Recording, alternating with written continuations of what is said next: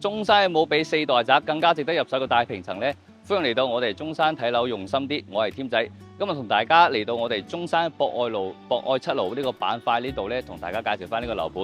咁呢個樓盤佢就叫做博愛里。咁我哋博愛里咧係我哋迪清實業，係我哋中山深耕咗幾廿年嘅一個非常有品質同埋有口碑嘅一個產品嚟嘅。咁呢度嘅產品嘅話咧，佢嘅容積率係去到2.0，同我哋四代宅嚟講係差唔多咁樣嘅。好似我哋嘅保利朗悅啊、陰陽啊、裕神啊，同埋我哋香山眾咧，容積率大概都係2.0或者係1.98咁樣嘅。咁我哋呢個環境可以睇到係非常之舒服下嘅，入到嚟去感受到嘅嘢，同我哋四代宅係非常即係感覺上係非常唔同嘅。佢嘅視野係非常開闊嘅。好，跟住我哋鏡頭啦，我哋事不宜遲，我哋上去睇睇。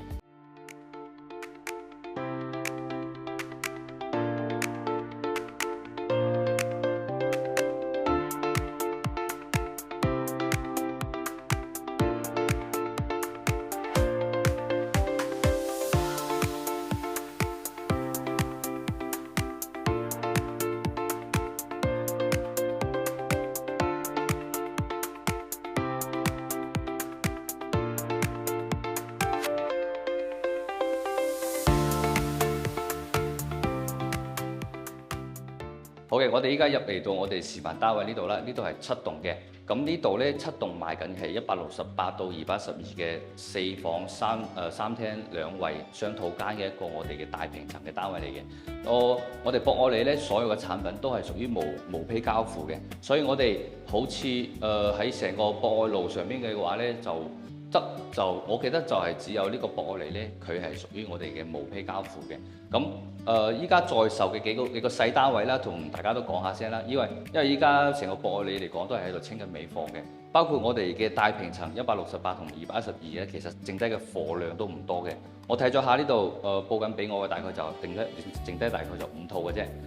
咁我哋其他105啊、127啊同埋115啊呢啲細單位嘅話咧，都係得翻2樓嘅啫。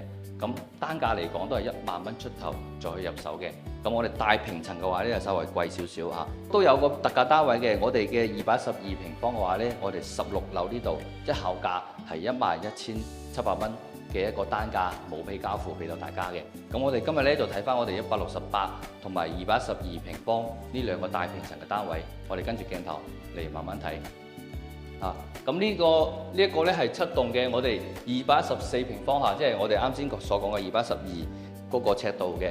咁好似我哋嘅套內面積其實就係167啦，咁計落嚟實用率大概就係80%到嘅。我哋屬於我哋3.0嘅一啲舊規產品嘅話咧，實用率都唔算係太高。不過呢個都係好值得大家去了解下嘅。我哋睇下我哋入到嚟呢邊咧係個好大好寬敞嘅一個我哋嘅客廳啦，係咪先？呢個客廳開間大家估下有幾長啦？我哋嘅寬同埋長度大概都係接近到8到10米咁樣嘅。我哋睇下我哋入嚟呢邊嘅大廳嘅話咧，你呢個梳化可以坐翻5到6個人，好似你如果有好多朋友過嚟呢度玩嘅話咧，呢邊你點行點跑都完全唔會覺得話壓迫嘅。咁呢個電視咧，電視機其實可以再大啲都冇問題嘅，再大啲都冇問題嘅。但係睇個人需求咯，我覺得咁嘅尺寸都 OK 嘅。我哋睇翻呢個地方佢個露台露台嘅話咧都係可以做過一個封窗嘅，因為我睇到有啲業主咧都係自己裝修嘅話都中意將呢個窗直接全部封晒佢。咁成個廳嘅話咧可以睇到接近有去到60幾個平方嘅使用率啦，就真係非常之高下嘅，感覺上都係非常之舒服、非常之開闊嘅。我哋如果有中意封窗嘅朋友嘅話咧，呢個地方完全可以擺張茶位擺張茶凳同埋嗰個茶台咁樣嘅，閒時喺度飲下茶，望翻我哋嘅園林景觀，係咪先？我哋都喺度同大家講下我哋嘅博愛里嘅園林設計啦。佢嘅容積率係2.0，咁佢嘅園林設計嚟講，其實係真係非常之充足下嘅。好似風格嚟講咧，都係有翻我哋東南亞啲風格啦，一啲植物啦喺度嘅。而且我哋呢邊有個小型嘅一個網球場同埋羽毛球場，都可以稍微咁滿足到大家。如果係中意打翻啲羽毛球同埋網球嘅朋友咯，我哋睇翻呢個位客廳連住嘅呢個位嚇，佢呢個單位嘅話咧，其實佢呢度其實係佢係有個隔間喺度嘅。呢個隔間嘅話咧，其實佢係剝咗佢噶嘛。咁剝咗佢之後咧，呢個地方同廳連埋一齊就好大下。咁其實呢個你做房間又得啦，或者好似咁樣剝咗佢咧嚟做翻一個我哋嘅呢個叫做茶台，好呢張台應該算係茶台嚟嘅，做茶台又得嘅，又冇問題嘅。佢成個呢個裝修嘅風格咧，睇到係好現代化㗎啦。我哋睇翻我哋嘅餐廳位呢度啦，餐廳位嘅話咧，佢同嗰個我哋嘅廚房係連埋一齊嘅。咁呢個餐廳嘅話咧，其實完完全全做翻個8人10人都係完全冇問題嘅，可以做圓台又得，或者好似咁樣做個橢圓嘅長台又得。咁過嚟呢邊睇到係我哋嘅廚房啦。咁佢呢個廚房嘅設計咧就冇佈置話得好大。咁呢個都係一個 U 型嘅廚台，好似呢個抽油煙機啊、火爐啊同埋洗碗機啊，都配備喺呢個地方。咁如果中意大廚房嘅朋友嘅話咧，都可以將呢個牆稍微剝少少嚇，剝少少咁樣，稍微延伸出嚟啲。呢啲櫃咧都可以延伸過去啲，咁樣嘅就可以將呢個成個廚房咧都可以拉大佢啊嘛，係咪先？好似呢個地方都係做咗個雙開門嘅雪櫃，雙開門嘅雪櫃。呢個位如果覺得唔夠大嘅話咧，都可以將呢啲稍微咁改善下咯。呢啲位稍微咁推出嚟少少，咁你成個廚房嘅話咧，可以大翻幾個平方，都係好唔一樣噶嘛。咁我哋睇下呢個地方有個生活露台啦，俾到大家。咁呢個露台嘅話咧，可以選擇封窗或者唔封窗都冇問題。呢度可以擺翻我哋洗衣機同埋我哋熱水器。呢個位都可以晾翻啲衫啊嚇。咁如果將呢個陽台都封埋佢嘅話咧，大概我哋喺成個餐廳同埋廚房位咧，可以多翻大概4-5個平方咁樣咯。呢個大平層其實佢嘅空間管理同埋設計真係都係好緊要下嘅。我哋依家行到過嚟我哋嘅睡眠區域睇睇啦。咁呢度咧有間房嚇，關咗嘅。呢間唔係房啊嚇，搞錯咗。呢個係個洗手間嚟嘅。咁呢個洗手間佢係屬於我哋嘅客廳廁所嚟嘅。咁佢嘅一個洗手台都可以做到咁闊嘅空間，加埋我哋呢邊一個淋浴區。淋浴區都係同我哋嘅廁所區咧係分開咗嘅嚇。呢個地方嚟沖涼，呢個地方嚟上廁所。其實我覺得呢個設計都幾唔錯下嘅。當然啦，呢個地方玻璃嘅話咧，你做翻啲磨砂咁樣嘅話，可能就更加適合我哋如果係有客人嘅情況之下去使用咯。我哋上廁所嘅同時，出邊洗手都唔影響啊嘛。咁我哋過嚟呢個地方嚇，佢呢個地方做咗個設計，佢呢個門咧係過到嚟呢邊，我哋有間客房嘅。咁呢個咧就如果係客人唔多嘅情況之下咧，我哋關咗出邊嗰道門，咁呢個地方佢就同呢個廁所係連埋一齊，當係套廁咁樣嘅。咁呢個房間嘅話咧，你作為一個套房嘅功能嚟用都得，或者係你單獨你將嗰個門封咗佢做客房，都係完全冇問題嘅。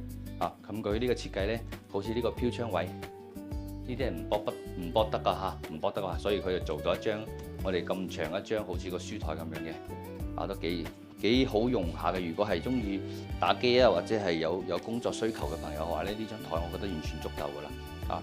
呢個地方擺翻張2米床或者1.8米床，完全冇問題，可以做到3邊落座位，加埋呢個地方衣櫃，都好夠用㗎啦。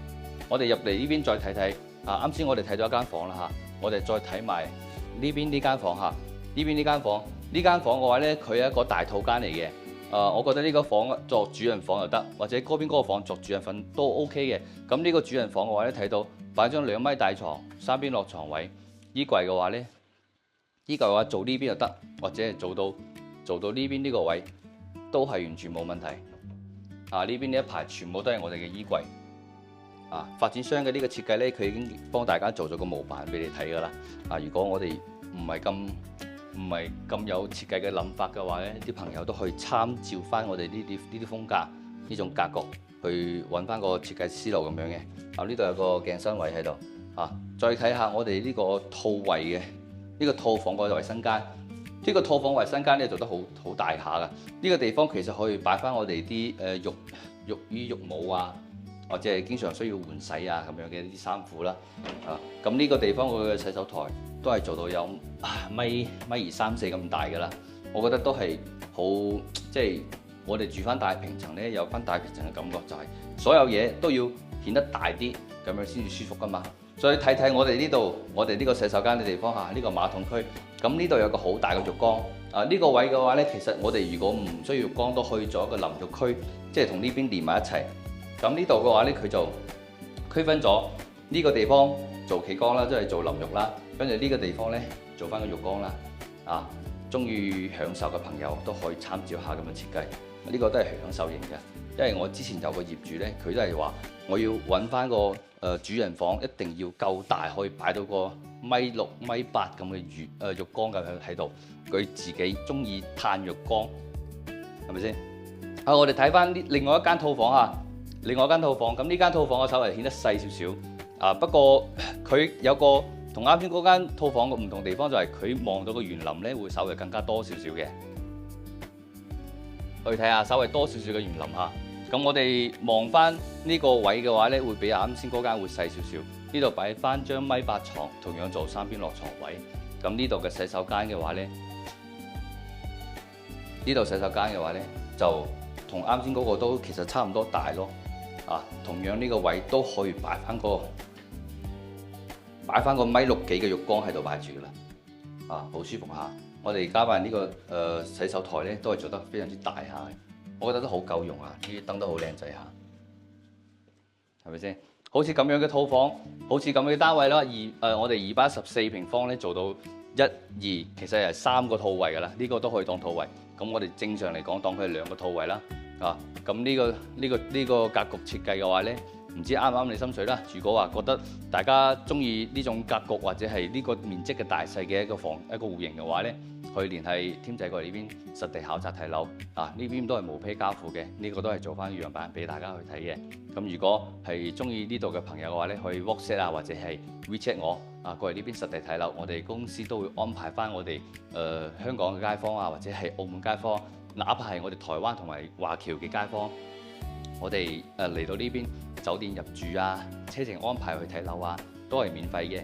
OK， 咁我哋轉眼我哋去睇翻我哋168平方個單位就好嘅。我哋依家嚟到我哋168平方呢個面積大細嘅單位嚟睇啦。佢嘅套內咧大概係133個咩，同樣都係大概做到8成左右啦。我哋睇睇我哋成個戶型設計嘅話咧，佢呢個屬於係南北對流嘅，其實同我哋212平方個單位其實都好似下嘅。我哋睇到我哋入嚟呢邊，我哋嘅左手邊咧係個餐客廳嘅方位。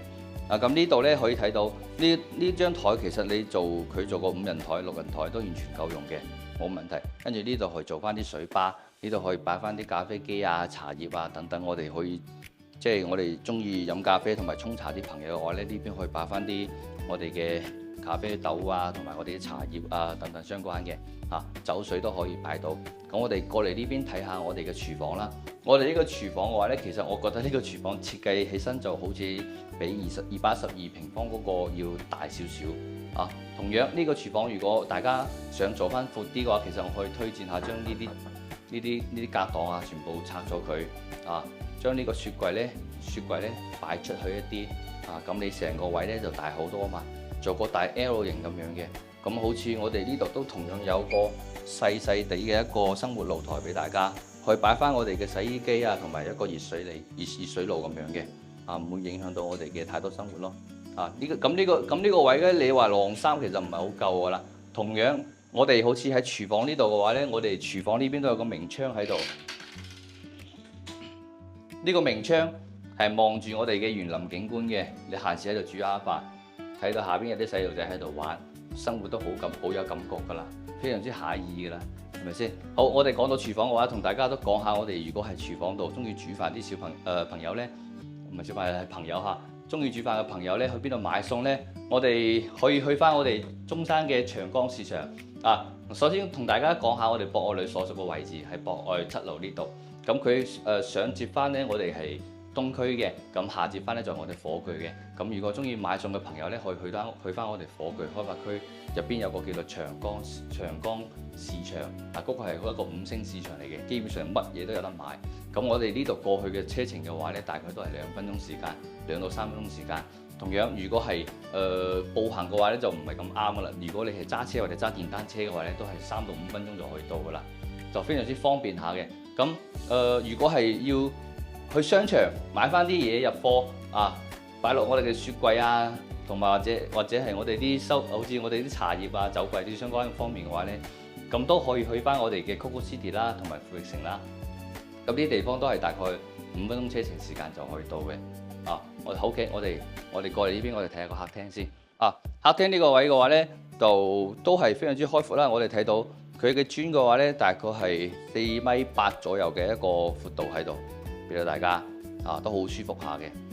你喺梳化坐到呢度嚟望過呢邊，其實呢度坐翻50個人左右咁樣喺度傾下偈，咁完全都冇問題再睇下我哋呢個露台，同樣都係非常之大嚇。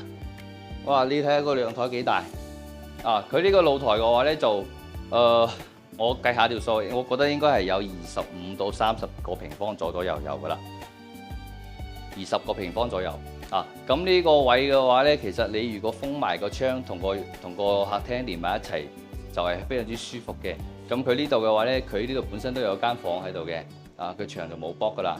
咁呢個位咧就留翻呢間房去出到嚟，呢度擺咗張茶台。同樣我哋嘅望到嘅景觀都係同我哋212平方望到嘅一樣。都係我哋嘅球場同埋一啲園林景觀嚇。咁我哋出去你會望到下，嗰個就係博愛路，嗰個就係博愛路。再插一句啦，我哋博愛路對面咧可以望到一個叫做喜事購物嗰個購物廣場。嗰個地方嘅話咧，我哋如果係唔想去 Coco City 或者富力城咁遠嘅地方，即係唔算啦，唔想去 Coco City 同埋富力城嗰個地方去買嘢嘅話咧，即係我唔係翻香港嘅情況之下，我都可以行路過去對面。都係行過條馬路就到㗎啦，嗰度可以買翻好多我哋基本上嘅日常需求嘅一啲商品㗎啦，就唔使話行到去嗰個 Coco City 同埋富力城。OK， 咁中意做 gym 嘅朋友同樣都係去翻我哋喜事購物嗰隔離咧有間叫做唯一健身房。咁呢個健身房嘅話咧係全中山連鎖，而且係品質或者係口碑相關嚟講都係非常之唔錯嘅一個健身房嚟嘅。OK， 我哋轉身睇翻我哋嘅一個客廳衞生間啦。我哋客廳衞生間咧就唔算太大嚇。咁呢度佢做嘅一個洗手台，中規中矩啦，細個再加翻呢邊有個淋浴區唔算好寬差唔多都係米度啦，1米左右咁樣嘅可以睇到呢啲都係配得都啱好咯，唔算話太大咯。咁我哋睇翻呢邊呢間房啦，呢間房其實佢就做咗個單邊落床位，咁其實呢間房可以唔使咁樣設計，都可以做翻個3邊落床位嘅。只不過咧，佢將呢個上邊呢個地方佢做咗個好似書台咁樣，呢個其實係我哋細路仔，佢發展商咧按照咁嘅設計思路，其實係設計俾細路仔住嘅。咁細路仔嘅話咧，好似我哋博愛路呢個地方，即係博愛里呢度咧，我哋嘅一啲學校資源其實都好豐富下嘅。我哋小學咧有我哋嘅香山小學啦。同埋我哋中學咧有我哋嘅博文啦，同埋我哋嘅三欣啦。三欣大家都應該知道係海欣嗰邊係成個中山，我哋升學率係非常之高嘅一個學校嚟嘅。咁學校資源係好豐富，加埋我哋正對面係有個火炬第4幼稚園，同埋我哋實地景城入邊都有個幼稚園所以加埋成個我哋呢個片區幼稚園同埋學校加起身，起碼有10間咁多嘅。好似細路仔喺度住嘅話咧，你嘅讀書呢方面其實唔使憂嘅，呢個係一個博愛里我哋嘅一個學校資源啦，去俾大家介紹一下嘅。咁我哋入嚟呢邊再睇下嚇，我哋右手邊呢間咧，左手邊呢間其實可以做一個長者房咯，長者房咁樣嘅，有個套廁喺度。我哋睇下呢個房間佢做到一張1.8米床，跟住都係3邊落床位，衣櫃都喺度擺住嘅，都好四正嚇。加埋我哋呢個洗手間都係同樣中規中矩，好夠用下嘅。淋浴區大概可以做到咁多。咁呢個地方其實我哋做浴缸都做唔到噶啦。如果想要做浴缸個朋友嘅話咧，建議都係可以睇翻212平方嘅。咁呢個170平方、168平方嘅單位咧，佢嘅一個空間嘅話，其實就唔算係非常之大噶啦。做唔到浴缸俾到大家啦。咁呢個戶型好似俾老人家住都完全冇問題。咁老人家嘅話咧，好似假如話我老人家如果老人家住嘅話咧，咁呢個位置佢周邊有乜嘢醫院或者醫療配套俾到大家咧，都可以同大家講下。我哋呢個地方其實屬於我哋嘅博文社區。博文社區我哋有個衞生嘅一個衞生嘅健衞所咁樣嘅，咁同樣都係有翻我哋嘅醫院配套，就係我哋嘅火炬人民醫院。火炬人民醫院就喺我哋呢條博愛路一直開落去，大概都係5分鐘左右嘅車程就可以到嘅。一個我哋嘅三甲醫院嚟嘅。好似我平時咧做翻啲體檢或者有啲小病痛啊，我都會去翻嗰個醫院去睇，因為我都住喺博愛七路呢個板塊嘅。咁仲有另外一個醫院咧，就係我哋嘅博愛醫院啦。我哋博愛醫院咧就係反方向咁樣去，大概5到10分鐘車程就去到嘅。咁如果係婦科啊，或者係啲細路仔啊、啲病痛啊各方面嘅都去嗰邊睇，嗰邊都係非常之專業㗎啦，喺我哋中山呢邊。好，我哋睇翻我哋嘅主人房啦。我哋主人房呢邊嘅話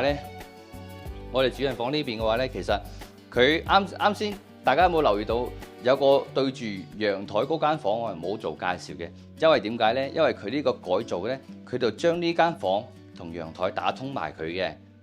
所以啱先我哋入嚟呢度咧，見唔到呢邊有個入門位，而係喺呢個地方咁樣嘅入嚟主人房入嚟嘅。咁主人房咁樣做嘅話咧，就非常之舒服㗎啦。呢張2米嘅大床可以做到3邊落床位。衣櫃咧，我哋就唔做呢個地方嘅衣櫃啦。我哋衣櫃直接就做到過嚟隔離呢間房打通嘅呢間房。呢一排都係你嘅衣櫃。好似如果係太太啊，中意買翻啲名牌包包啊，都可以去翻我哋嘅富力城啊，同埋我哋 Coco City 咯。5分鐘車程去購物，一站式嘅體驗，仲平過喺香港買嘢添。係咪好舒服呢？好似啲咁多衣櫃啊，好似先生有啲品味，中意買着西裝嗰啲呢。呢啲地方都係非常之夠位俾到大家去擺嘅。呢個位呢個房間，成個房間嚟做衣帽間，我覺得真係好識享受㗎啦。咁樣講。我哋睇翻我哋嘅主人房嘅一個衛生間，俾到大家睇睇。呢個衛生間咧係成間房入邊最大嗰個啦，可以擺翻張5.6米嘅浴缸喺度。呢個應該係呢個唔算係智能嚇。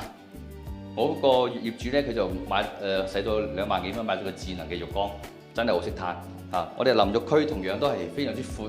呢個地方仲有個窗台位，呢個唔駁得㗎嚇，唔駁得㗎，都係一個明窗位。呢個洗手間我覺得真係好舒服啊，好舒服。我哋好似大平層，有翻啲大平層嘅感覺㗎啦。咁我哋嘅洗手台咧，同樣都係做到有咁闊，1.5米闊左右咁樣嘅，俾到大家。OK， 咁呢個房間嘅話咧，我哋再睇翻呢度，我哋行出嚟呢度啦，我哋行衣帽間就出嚟啦。如果閒時我哋嘅主人咧瞓醒之後，可以通過呢個地方着件衫，跟住行到出嚟呢邊去曬下太陽，飲下茶，係咪好舒服咧？係嘛？好嘅，我哋今期嘅話咧講嗰個戶型嘅話就講到呢度。呢個係我哋212平方嘅，好似呢個單位嘅話咧，特價單位都係11,700幾就可以入手嘅，無批。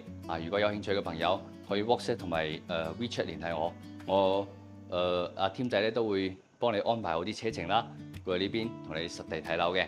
咁我哋呢邊如果係有緣成交嘅朋友嘅話咧，都會送出一個價值38,800嘅家私家電禮包，以及我哋嘅售後一條龍服務俾到大家。OK， 我哋依家轉翻落去我哋樓下，同大家詳細咁樣再去講下我哋成個博愛里呢邊有啲乜嘢優點同埋劣勢點俾大家睇睇。走，好嘅，我哋依家落嚟我哋嘅小區樓下啦。我哋依家可以睇到咧，我哋嘅園林都係非常之舒服嘅，成個東南亞風情嘅一個園林設計嚟嘅，俾到大家。咁我哋成個博愛里嘅話咧，同大家講翻我哋呢個博愛里嘅地段啦。咁佢其實咧就係位於我哋嘅博愛七路呢個板塊，係我哋中山嘅東區同埋火炬開發區嘅交界呢邊。我哋熟知嘅景業軒啊、聚豪園啊、澳豐天娛啊，都係喺呢個板塊呢度嘅。咁呢個板塊咧，目前嚟講生活咗大概有4到5萬人嘅，呢個可以數據可以查得到。咁我哋周邊嘅配套嚟講，其實我哋嘅自住嘅居民，大家親自有感受，唔係嘅話呢度唔會住咁多人嘅。可以望到我哋依家陸續有好多業主都喺度裝修咁入住咗，而且我哋呢邊有好多嘅樓體咧，大家都可以睇到封晒窗，都有人住緊㗎啦。OK， 我哋講下呢個交通嘅話咧，其實好簡單嘅。我哋樓下有個巴士站，可以坐車去到我哋嘅博覽中心啊，或者去到我哋 Coco City 同埋富力城呢度，或者係遠洋大順呢邊。我哋好似喺香港過嚟嘅朋友嘅話咧，都可以直接坐嗰個跨境巴士咧，去到我哋啱先所講嘅3個商場，可以直達到我哋嘅太子或者荃灣咁嘅地方。咁呢度接駁翻商場嘅話咧，過嚟我哋呢個小區，我哋博愛里呢邊咧，大概都係5到10分鐘嘅車程就可以到噶啦。所以其實交通呢一方面係好方便下嘅。咁我哋嘅環境嘅話咧，大家可以睇到，佢確實嚟講係唔輸4.0嗰個綠化嚟嘅。我哋4代宅嘅綠化其實係做得比較少嘅。大家都知啦，四代住宅嘅話咧，佢哋基本上都會有個會所去配到俾業主嘅。但係我哋博愛里咧，佢樓下就有翻啲泛會所，做翻啲少少嘅一啲會所空間，即係好似個運動器材啊，或者細路仔玩嗰啲玩具啊、遊樂嘅設施啊等等相關方面咧，都係喺我哋1樓同埋個園林俾到大家嘅。咁如果中意做 gym 或者係會所呢一方面享受嘅朋友咧，都可以去翻啱先所講嘅我哋嘅唯一健身房，就喺我哋馬路對面。1年嘅年費都係千零蚊嘅啫。咁佢嘅配套嚟講嘅話咧，其實好似我哋樓下就冇乜嘢食嘅，但係如果你想食嘢咧，都可以行到我哋對面嘅麥當勞啊，同埋我哋嘅新鮮超市，同埋隔離咧仲有一個叫做齊德福嘅農莊喺度嘅。呢個咧齊德福嘅農莊，如果經常過嚟揾添仔睇樓嘅話，都應該會知道嘅，因為我哋次次咧，即係我哋1個月都會帶翻大家去食翻幾次齊德福嘅農莊呢度嘅，佢嘅燒鵝啊，同埋佢嘅乳鴿啊，同埋我哋嘅嗰個脆肉丸啊，各方面嚟講，佢都做得非常之好食嘅。咁我哋第3個咧，我哋嘅戶型目前嚟講，主推都係推翻啲大平層。咁如果中意大平層嘅朋友睇過4.0啦，如果未睇過博愛里嘅話咧，一定要過嚟睇一睇。因為呢個地方我覺得係值得大家去了解、去選擇下嘅。因為我哋好多睇過4.0嘅住宅嘅朋友咧，睇翻博愛里咧，其實都會稍微中意少少。因為點解咧？博愛里呢個地方佢嘅交通其實唔輸過4代住宅嘅位置嘅。第二個咧就係呢個地方確實佢周邊嘅環境會比較安靜少少。我哋嘅4代住宅咧，多數都係喺我哋嘅市區入邊，都係我哋鬧區入邊。咁我哋出門咧可能會遇上啲交通阻塞，但係我哋呢邊就唔怕啦。博愛7路咧，我哋成條博愛路，大家都知啊，成條博愛路其實佢冇紅綠燈嘅，所以我哋出門嚟講，一下出去就係可以去到主幹道，去邊都好方便。第4點同大家講下個缺點，有乜嘢缺點呢？第一個缺點咧，可能就係目前嚟講都係無坯交付嘅，都需要自己去裝修。咁呢個咧就個人所好咯。我覺得即係買親大平層啲朋友咧，肯定都唔想話同大家一模一樣嘅裝修，都會有翻自己個性裝修嘅諗法嘅。所以呢個其實唔係一個太大嘅問題。雖然無坯冇精裝俾到大家，咁如果中意精裝嘅朋友咧，可以睇翻我哋第2期嘅視頻啦，都有啲精裝單位推俾大家嘅。咁第二個缺點咧就係咩咧？佢下邊其實係冇乜底箱嘅，但係我見到咧，我哋澳豐天宇同埋我哋嘅博愛里中間呢個地方，其實佢兩邊商鋪係做得非常之靚嘅。我晚上翻嚟咧，即係我添仔都係住喺我哋嘅博愛路辦法噶嘛。晚上翻嚟，我見到出邊呢2條街咧，其實佢都開晒燈，而且係好靚仔下嘅。所以我覺得呢個下邊嘅配套問題係時間問題嘅啫，到時都會有翻嘅。如果暫時嚟講需要呢個配套嘅話咧，去翻我哋嘅對面馬路去喜事購物，或者係去翻我哋對面馬路多邊都有2間嗰個華潤超市，都可以滿足大家基本日常嘅需求。如果係話追求士多店嘅咧，我覺得咁樣嘅，因為士多店其實好多人去士多店咧，都係為咗要買包煙啊、買啲水咁樣嘅。咁其實如果唔中意食煙啊，或者係冇啲咁嘅飲料需求嘅朋友咧，一般嚟講，我覺得你係可能都比較少去士多嘅。所以好似士多，好似樓下街鋪呢啲咧，我哋到入住率慢慢提升咗之後咧，我相信都會有商家入住呢度開翻俾大家去使用嘅，好嘛？咁其他問題嘅話咧，其實就冇太多噶啦，因為好似價錢嚟講嘅話咧，可能佢嘅價錢會比隔離嘅澳豐會稍微高少少，會比隔離我哋嘅嗰個最豪園都稍微高少少，但係佢嘅品質就擺喺度啦。好似我哋發展商迪興嘅話咧，喺我哋中山做咗好幾個產品，都係非常之靚仔嘅，好似我哋嘅紫馬奔騰、紫馬天賦，包括我哋嘅城景上風，都係我哋呢個發展商去打造嘅。咁我哋呢度嘅情況咧，同大家就介紹到咁樣嘅。如果有興趣嘅朋友嘅話咧，都可以聯繫添仔 WhatsApp 或者 WeChat 咁樣過嚟實地睇樓。我哋都會如果有成交嘅情況之下咧，我哋都會送出一個價值38,800嘅家私家庭禮包，以及個售後一條龍嘅服務俾到大家嘅。好嘅，咁如果中意大平層嘅朋友咧，一定要唔好錯過我哋博愛里，一定要過嚟睇睇，好嘛？今期節目到呢度，我哋下期再見啦，拜拜。